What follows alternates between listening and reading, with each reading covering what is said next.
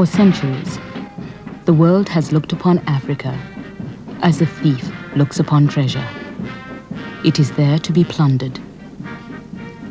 Our forefathers were stolen in millions during the slave trade, and our minerals have fed the industries of the West. Our traditional cultures were suppressed, and their artifacts stolen to fill the museums of Europe and America. Our land was occupied by strangers, and our people confined to reserves.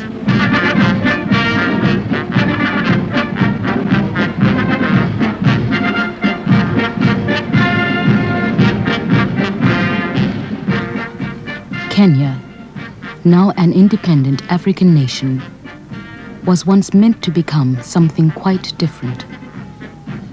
At the beginning of this century, the colonial tradition that had transformed North America, Australia, New Zealand and South Africa into European states was supposed to play itself out once more, this time in East Africa. Kenya, in other words, was meant to become a white man's country.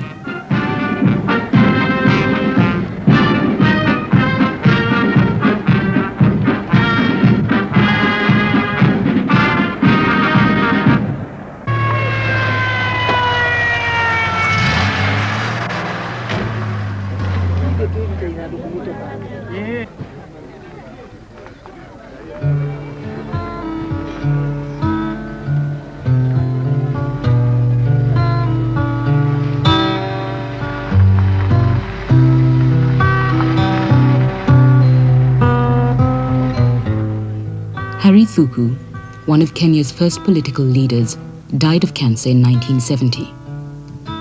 He belonged to a generation whose life spans the entire colonial period in East Africa, from the end of the 19th century to the decade of independence in the 1960s. It is a generation which remembers the first white men to settle in Kenya, the first confrontations with colonial rule, and the long struggle for freedom which followed.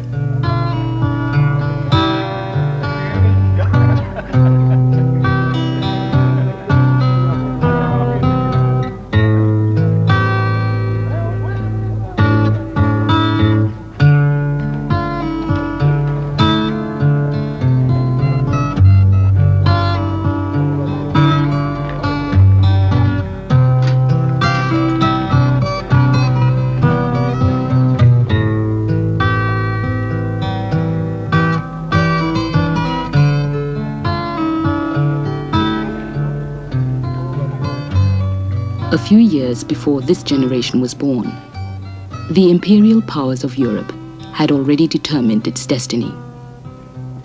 In the 1880s, Britain, Germany, France, and others divided Africa into spheres of European influence and set about establishing control over peoples and territories they hardly knew existed.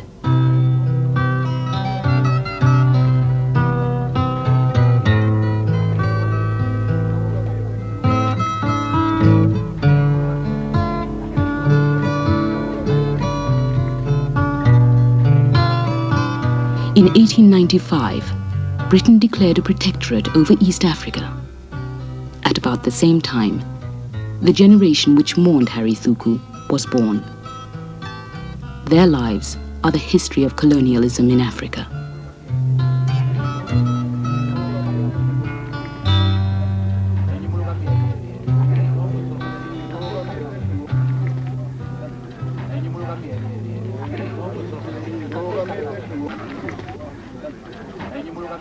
Azungu acio mokire Kĩambĩrĩria na moimaga na Mambathai.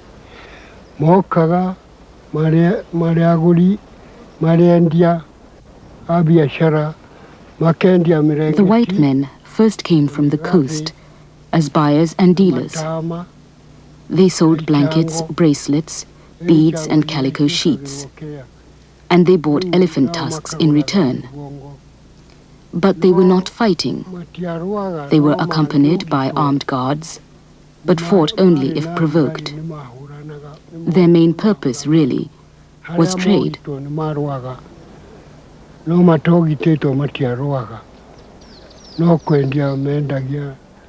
maguraga mendagia indo icio ciao. In 1890, the Imperial British East Africa Company, a private trading company, sent its first expedition through Kenya, led by Captain Frederick Lugard. The treaties and trading centers which Lugard established were the opening gambit in the process of colonization.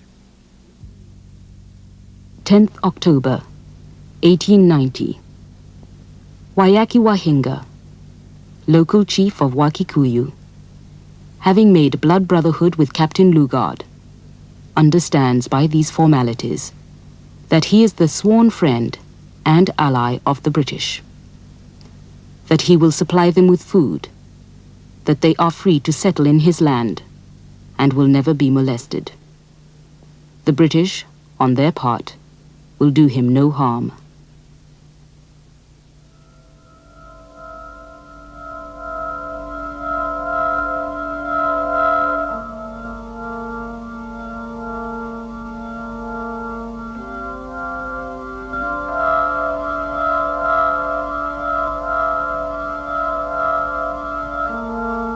When we first saw white people, they looked to us like premature children.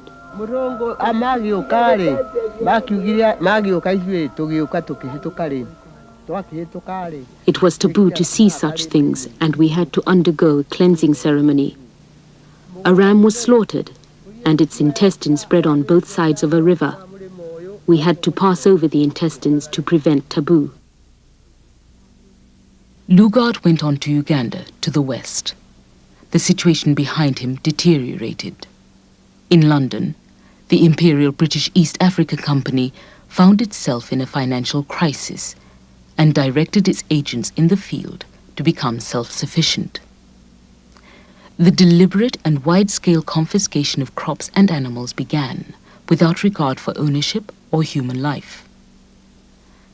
By the time Lugard returned to Kenya, 2 years later, blood brotherhood had been forgotten.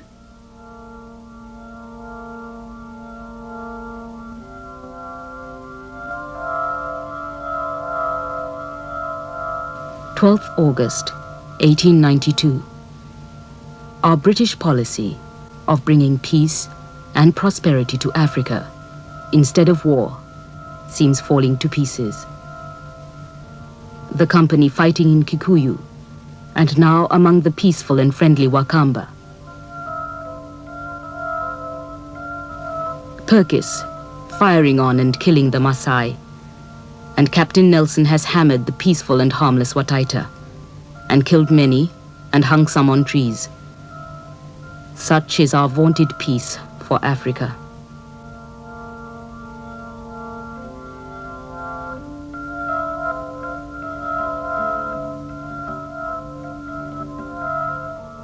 From the letters of Sir Gerald Portal, 3rd February 1893.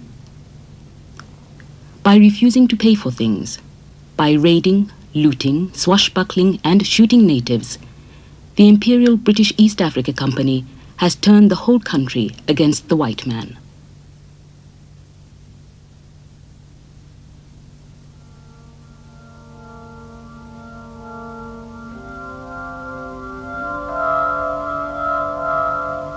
Shortly afterwards, Chief Wayaki was captured in a struggle with some company men. The first in a long line of political prisoners, Wayaki died mysteriously on his way to exile.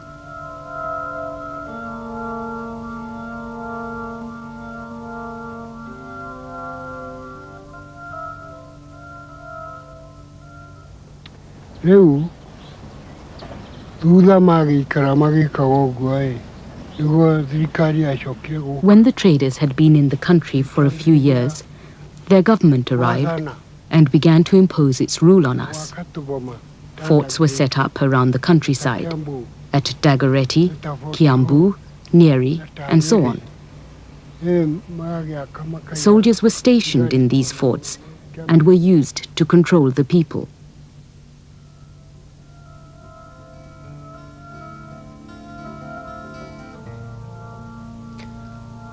From the private correspondence of Sir Charles Eliot, Commissioner of British East Africa. No doubt on platforms and in reports, we declare we have no intention of depriving natives of their lands. But your lordship has opened this protectorate to white immigration and colonization. And I think it is well that, in confidential correspondence at least, we should face the undoubted issue. That is, that white mates black in a very few moves. There can be no doubt that the Maasai and many other tribes must go under.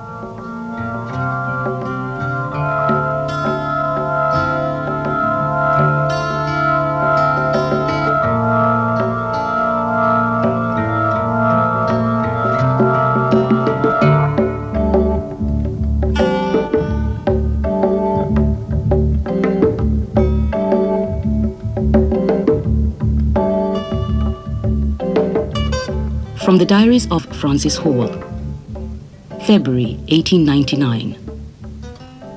We proceeded to march quietly through the country, sending columns out to burn the villages and collect goats.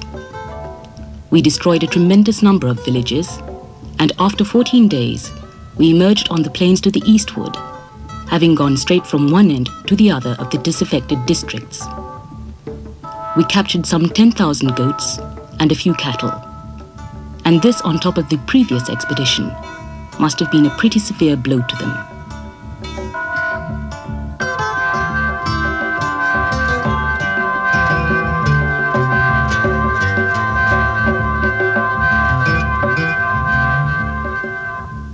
From the Diaries of Colonel Richard Meinertzhagen, King's African Rifles.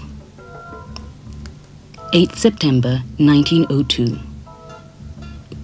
I have performed a most unpleasant duty today. I made a night march to the village where the white settler had been so brutally murdered the day before yesterday.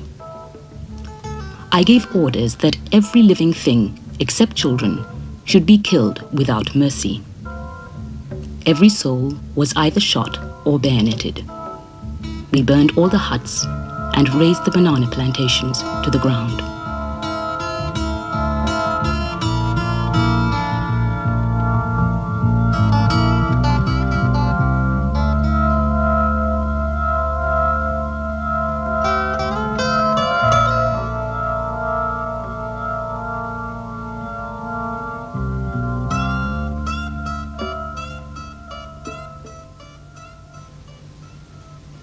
May 1905, Sotique.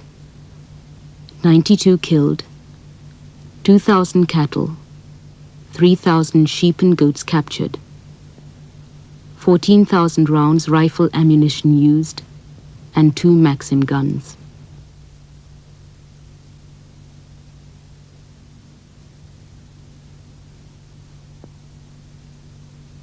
September 1905, Kisii. 100 killed, 3,000 cattle captured.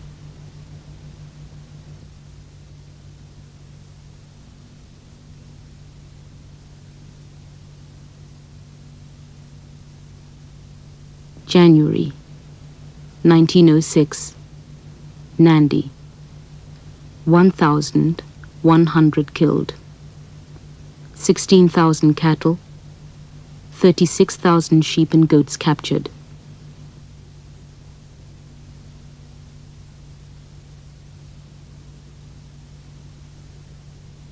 January 1908, Kisii again. 200 killed, 7,000 sheep, 5,000 goats. It looks like a butchery, Winston Churchill said when he heard of the Kisii massacre.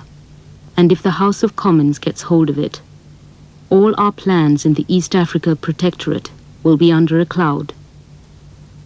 Surely it cannot be necessary to go on killing these defenseless people on such an enormous scale.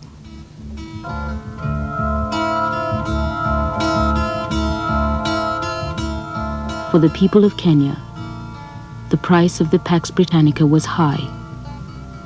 The slaughter of thousands, the forced resettlement of whole tribes outside their traditional areas, the destruction of tens of thousands of homesteads and villages, and the confiscation of hundreds of thousands of cattle, sheep, and goats.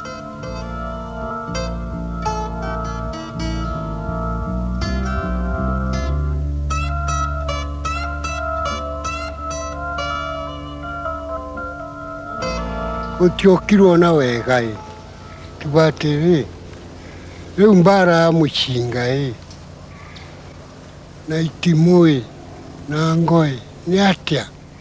The government did not come peacefully, but what was a spear to a gun?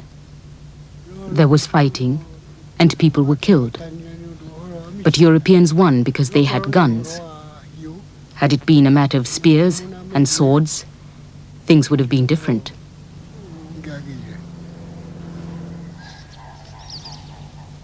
In the first 10 years of British involvement in Kenya, more than a third of the colony's budget went into military operations.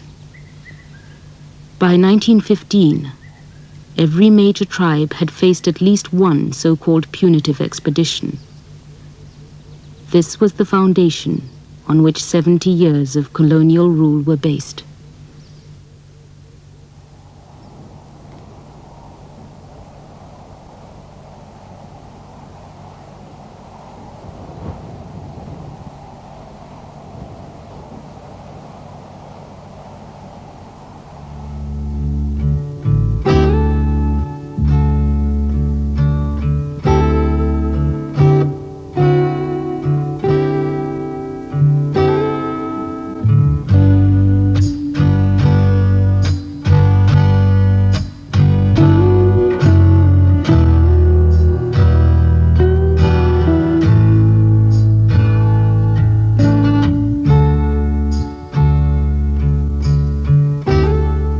The land of the Kamba and the Boran, of the Luo, the Digo, the Luya, and the Taita.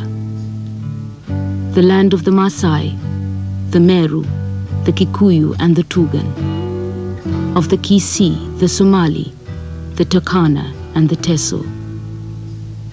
The land of the Embu and the Samburu, of the Nandi and the Kipsigis, of the Giriama and the Marakwet. The land of all the peoples of Kenya.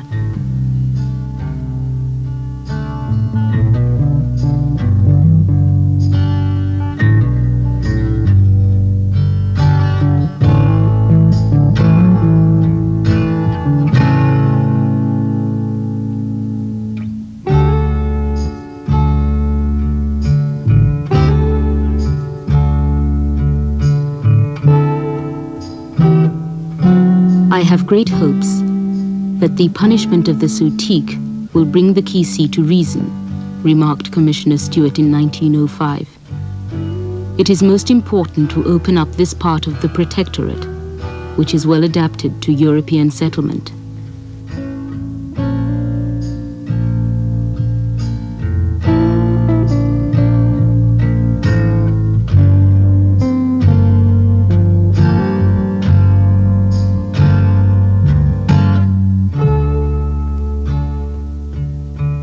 From a report by Sir Harry Johnston, 1901. Here we have a territory, now that the railway is built, admirably suited for a white man's country. And I can say this with no thought of injustice to any native race, for the country in question is either utterly uninhabited for miles and miles, or at most, its inhabitants are wandering hunters. This will be one source of profit to the United Kingdom.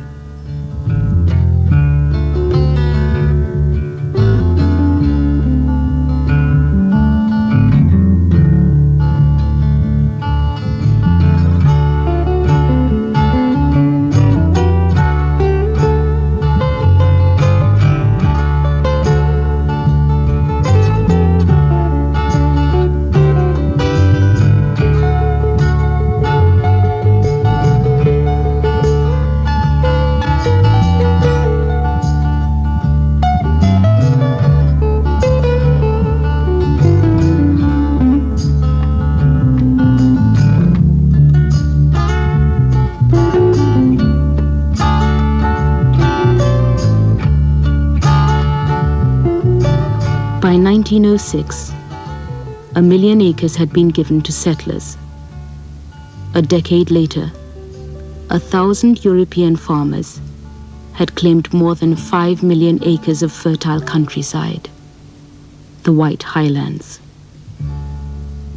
For the next 50 years, this rich and abundant part of the country ceased to exist for Africans, except as workers on white farms.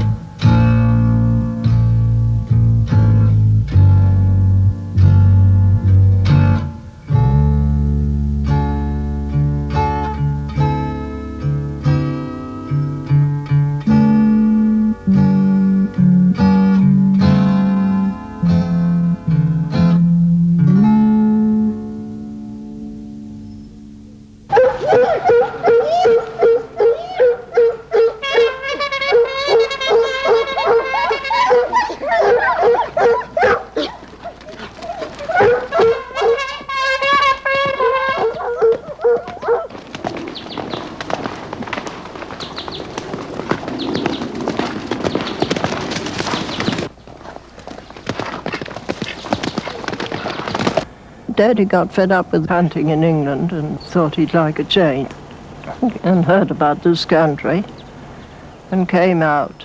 My grandfather met an old man who said, "Oh, my son's already in East Africa, I'll give you a letter of introduction." When we arrived at Mombasa, there were only 6 European families.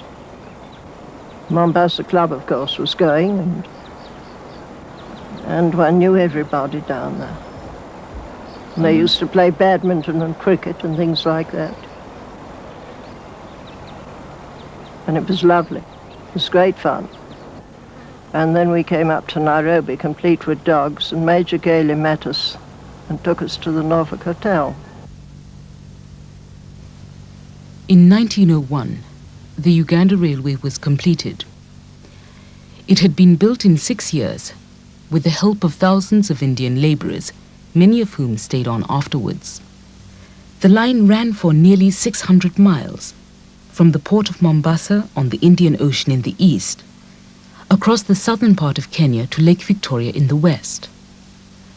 Like other railways of the 19th century, it was meant to open up the continent. In fact, it was an economic disaster. The commissioner at the time, Sir Charles Elliot, wrote, "It is a curious confession, but I do not know why the Uganda Railway was built." To help make it pay, he began to encourage South Africans and Englishmen to come to Kenya as settlers.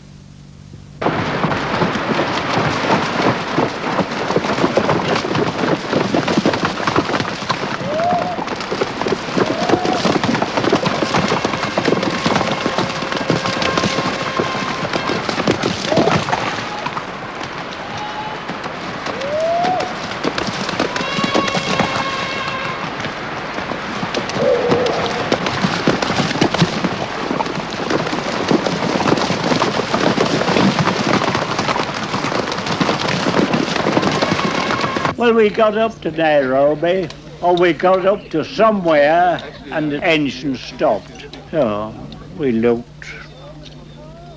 What's he stopped for? We're at Nairobi. At Nairobi. So we looked around, no Nairobi.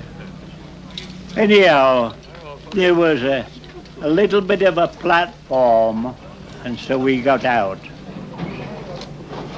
Well, we went along, and we found Tommy Wood's Hotel, one of 7 tin shacks in a street called Victoria Street.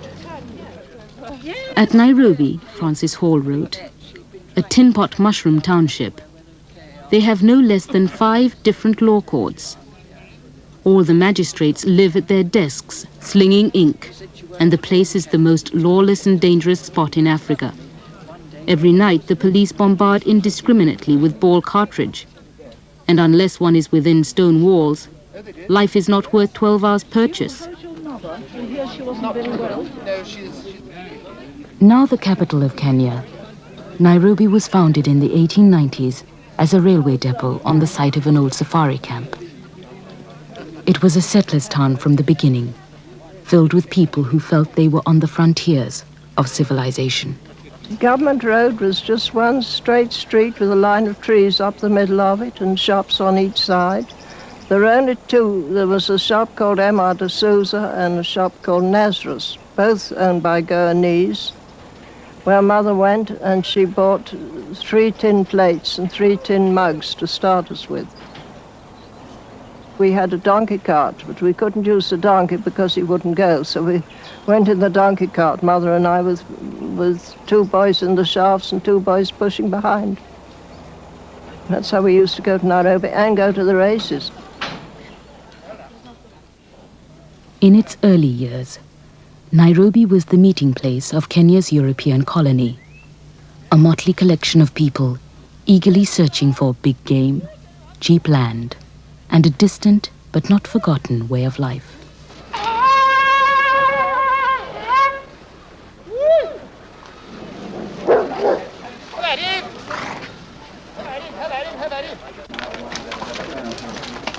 Thank you very much, Master.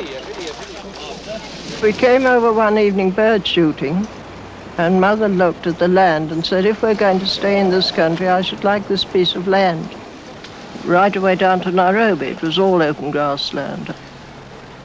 And this had been a bit of a native shamba, and we got 20 acres to begin with, and from there we built our house, starting by putting the floor, and then we used to come up in the evenings to dance on the floor, and then they put the sides up. And we moved into the house on the 15th of August, 1906. 1906? Yes. Were there any other houses round here then? Very, very few. Mm. And we got a pack of hounds at once. There were hounds here when we came, and we had 6 couple. First thing the British do? Yes. Yes. Jolly good. And what did they hunt? Jackal and Dyker. Jackal and Dyker. And all this country was Yes. open country. You Yes. could go anywhere you liked. And how long did this pack keep going? Oh, well, we kept them until 1925. And they were called the Masara hounds. Masara hounds, of course they were, yes. No, well, it's a long time since then. It is a long time. What sort of clothes did they wear in those days? The same, hunting pink. Hunting pink. Yes. Just as you're dressed now. Yes, But we had black collars yes, and our own hunt buttons. yes. And they were all mounted on white horses. Were they really? Yes. Oh, lovely. Gosh, we couldn't manage that nowadays. Did they always drink as much as this in the old days too? Much more. Much more. Oh, well. What sort of fields did you have in those days? Oh, quite big, 30, 40 people. Did you really? Yes. Yes. And those would be mostly farmers then, would they? Oh, and people from Nairobi and KAR Yes. and lots of government officials. Yes, They all had horses, you see. yes. There were no Everybody... motor cars in the early days. No, of course not. No.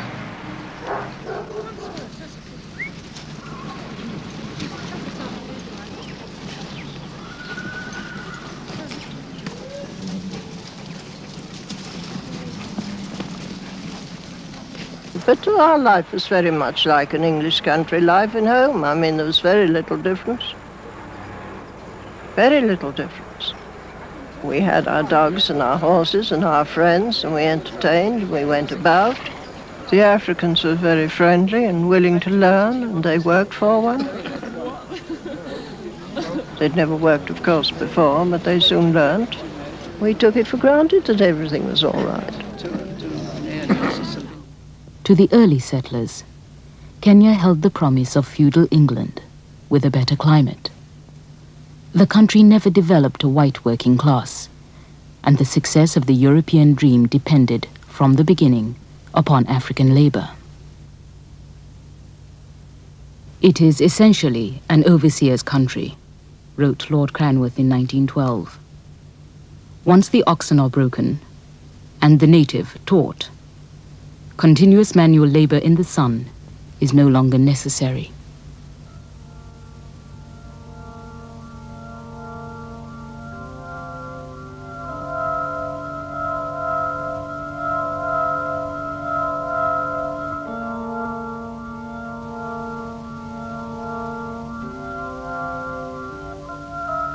As the land was taken and crowded native reserves set up, and as hut and poll taxes were imposed by the European government, more and more Africans were driven into the colonial economy at the lowest and most menial levels.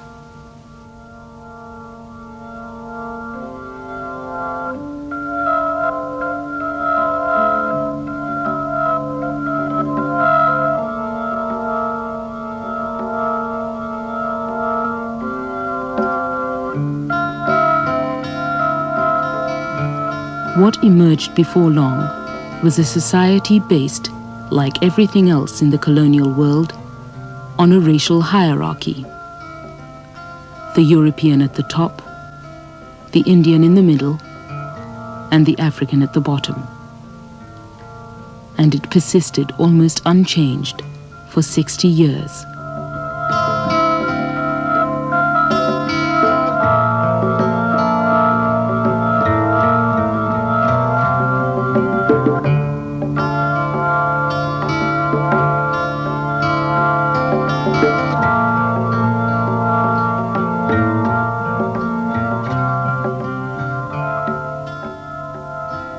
Evidence given to the Native Labour Commission, 1912. Supposing a native refuses to turn out to work after having been advised to do so, Mr. Boys states that, if he were district commissioner, he would order him to receive 25 lashes for insulting the government and for being insolent. Mr. Boys takes the attitude that he knows better than they do what is for their benefit.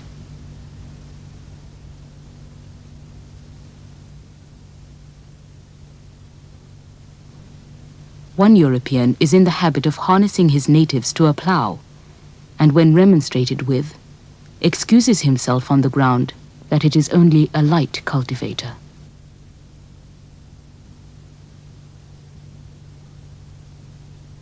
The thing that bound, I think, people together in those days, and I can't emphasize it too vividly for you, was this extraordinary sense we all had that we were creating something. The sense of making a country, placing it under British traditions and ideas, developing it, seeing the roads grow, the railways spread, and gradually the land tamed. That was a tremendous bringer together of the Europeans, and it gave them what nowadays we call a sense of mission.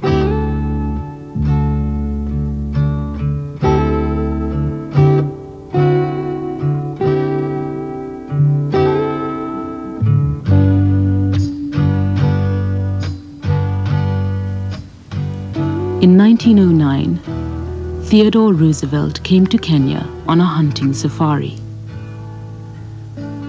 I believe this country has a great agricultural and industrial future, Roosevelt told the settlers. And meanwhile, it occupies a unique position as the most attractive playground in the world.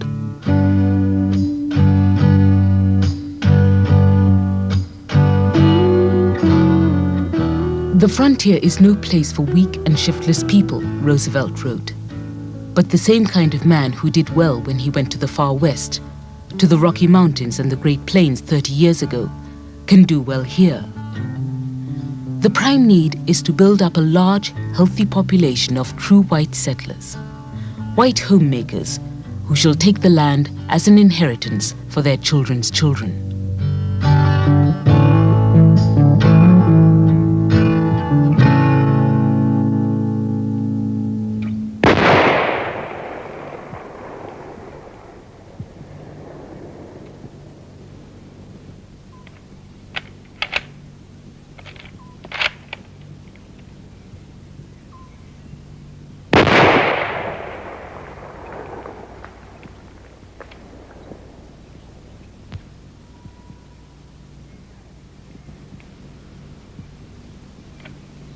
Sooner or later, it must lead to a clash between black and white, Colonel Meinertzhagen had written in 1902.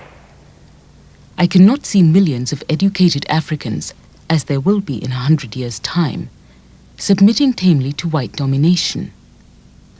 After all, it is an African country, and they will demand domination. Then blood will be spilled, and I have little doubt about the eventual outcome.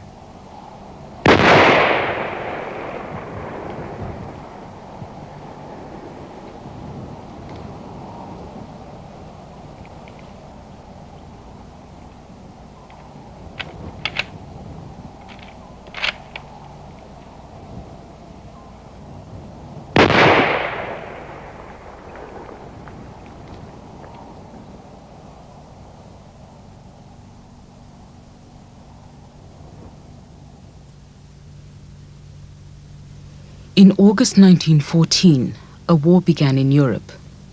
Within a few weeks, it was raging in East Africa as well. Kenya was a British colony. Tanganyika, its neighbor to the south, was German. The battles went on for 4 years in the only major theater of war outside Europe. In its conduct, the East Africa Campaign was simply another dimension of the colonial system. It rested primarily on African heads and shoulders. We were told to join the army because the Germans were invading our country, and if they succeeded, we would suffer. Many of us were arrested and tied together by ropes.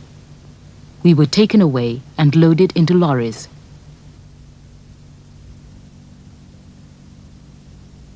It is sad to read, wrote a British medical officer, of how great a boon we bestowed by stopping intertribal war. Since then, our own war has destroyed more life than a generation of intertribal wars. From Kenya alone, the British recruited 160,000 porters, mostly by force. Their casualties were enormous. 42,000 porters died of disease and starvation. Fewer than 400 were actually killed in battle. We had been led to believe that we were fighting for the defense of our country against foreign invaders. And yet, after the war, we were given medals and a gratuity of a few shillings and nothing else. This meant absolutely nothing to us.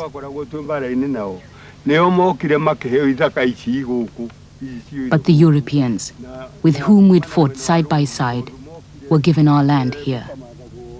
They held a big lottery, bringing soil from all over the country and placing it in envelopes. Then each would-be settler drew an envelope from a kerosene drum, and if it said Molo or Nanyuki or Nakuru, he would go and settle there, wherever the soil came from.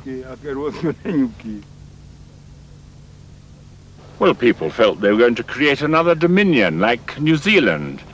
I remember coming out on the boat, the excitement of people. They felt they were making a new country, and that country would be part of the empire. Then they had a tremendous sense of mission, so fashioned today, but they felt that they had an imperial mission that was bringing something to Kenya, the British way of life.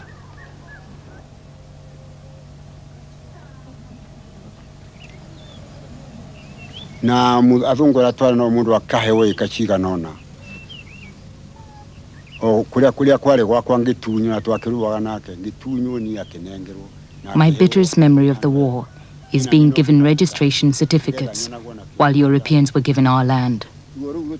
A former army colleague, a European, got the best part of my land, and I was forced to carry a registration card. The pain of that treatment still lingers in my stomach. The bitterness still lasts, and it is the worst kind of bitterness. Then there was our pay, 4 shillings a month. 4 shillings a month for 30 good days. And some maize flour to eat when you've spent the day carrying a heavy load on your head. Those were very bitter times. And we were deceived that we were fighting for our land. But where is that land, even today? These are the reasons that we formed our political party, because of these injustices and exploitations. It was a most bitter thing to be moved from your home, like this one here, told to get out of the way while your house was destroyed by a tractor.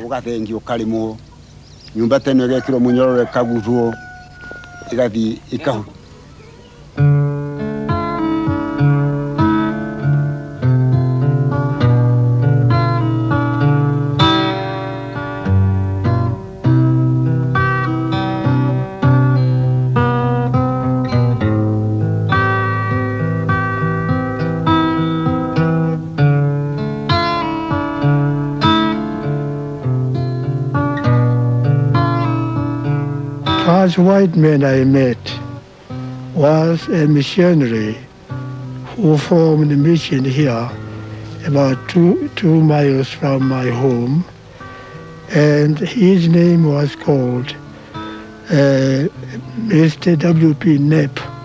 He was an American mission. That is my first time I met a European before I went to school.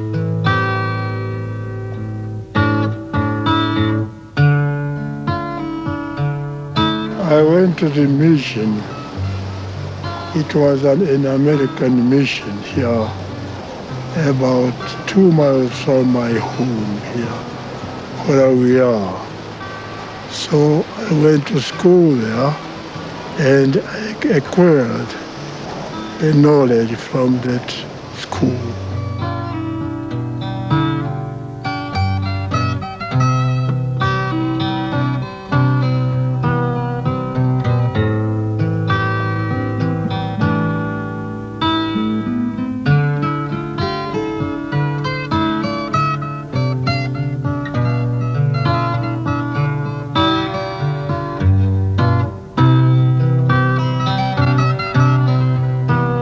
My grandfather was called Gazirimu, who had very, very large land here. And my father, his name was called Kairianja.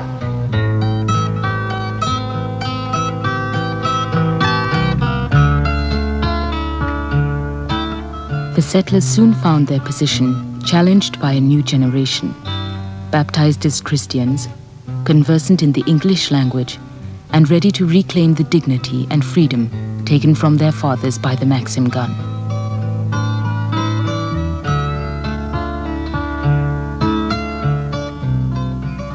In Harry Thuku, the new generation found a spokesman. My feeling came in 1915 when we saw many Europeans coming and taking African farms without asking any question or paying any compensation. I was working in government offices afterwards. After 1914 war, I was working in Treasury. So everybody, even settlers here, around here, was known to me very well. They know me very well.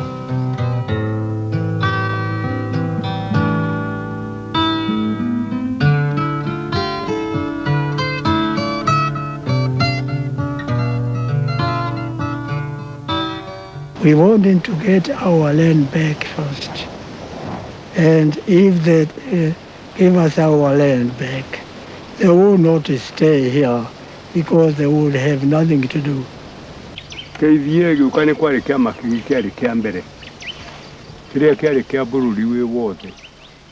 The first political party was for the whole of the African population, and it was called the East African Association. It was led by Harry Thuku. Now,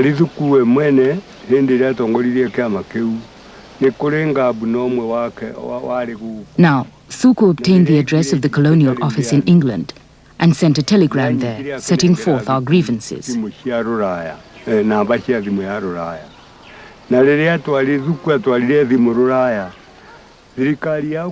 the government here learnt of this, they were very agitated.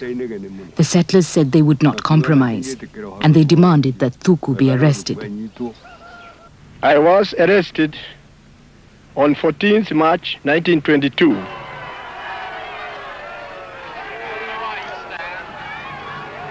I was taken to police line, Government Road, and after that, the Africans start assembling there, asking for my release.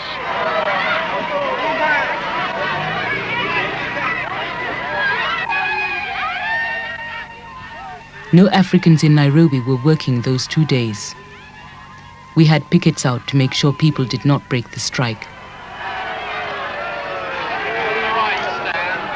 Mary Muthoni Nyanjiru leapt to her feet, pulled her dress right up over her shoulders and shouted to the men, "You take my dress and give me your trousers.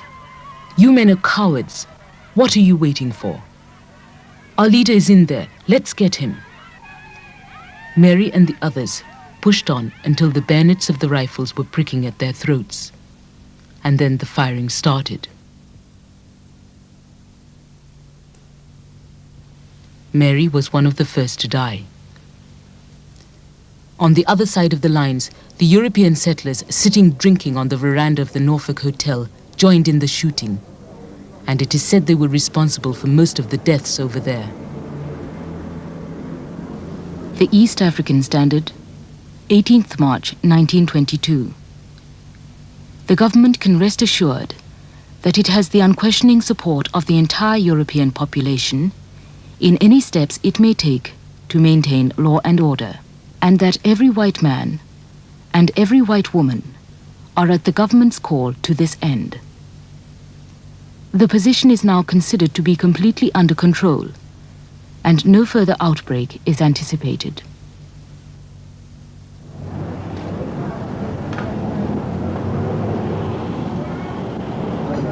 Do you know who Harry Thuku was?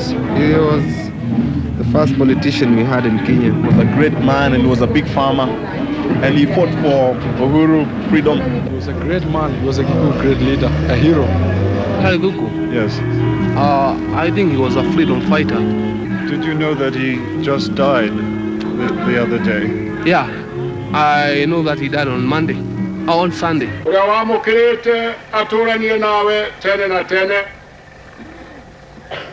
Na tondo ni kwenda kwa kwete oime gukudhi nitwagucokeria ngatho na riu kuona ati Ngai mwene hinya wothe nietire murata witu Mr. Harry Thuku iria ukurite na twahoya uguo ni undu wa Jesu Kristo mwathani witu.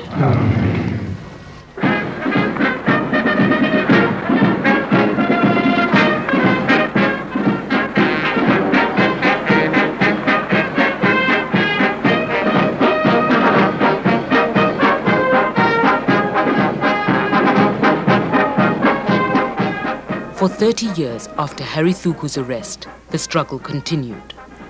New parties and new leaders emerged, but their petitions and delegations to Britain, their protests and strikes in Kenya did not produce results. By 1952, the only alternative was to take up arms. The world called it Mau Mau, but it was nothing more nor less than a war of national liberation. The colonizers were forced to admit that Kenya was not, after all, a white man's country. Within a few years, Jomo Kenyatta, a man of Harry Thuku's generation, came to power at the head of Kenya's first African government.